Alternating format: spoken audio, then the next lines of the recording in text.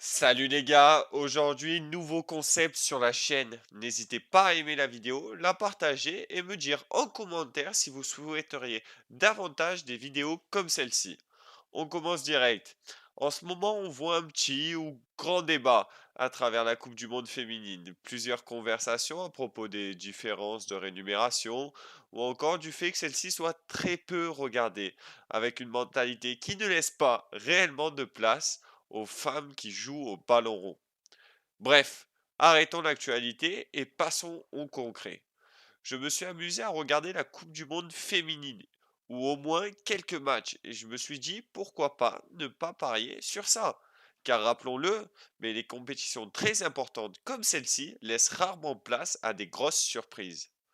Tout d'abord, une cote à 1,70 combinant la victoire de la France féminine ainsi qu'un match de tennis, tous les deux validés. Donc, premier pari est OK. Ensuite, toujours dans le match de la France, j'ai misé qu'il n'y aurait pas de but à la mi-temps. Un 0-0 validé pour une cote à 1,44. Ensuite, c'est plus compliqué sur le second match opposant l'Australie au Brésil. Je rappelle que ces matchs sont des matchs féminins. Et première défaite, j'ai parié moins de 3,5 buts dans le match. Au bout de 20 minutes, j'ai mis ce ticket. Il y avait encore 0-0.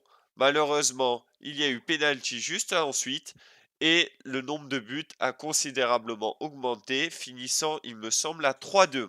Malheureusement, comme je vous l'ai dit précédemment, le match s'est totalement emballé. Il me semble qu'il y a eu 3 buts en première mi-temps, ce qui m'a fait perdre ce pari car il y a eu 3-2 et donc 3 buts dans la première, 2 dans la seconde. Le pari est perdu.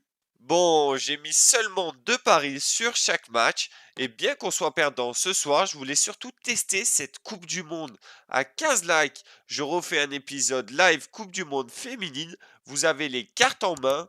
À bientôt dans un prochain live peut-être.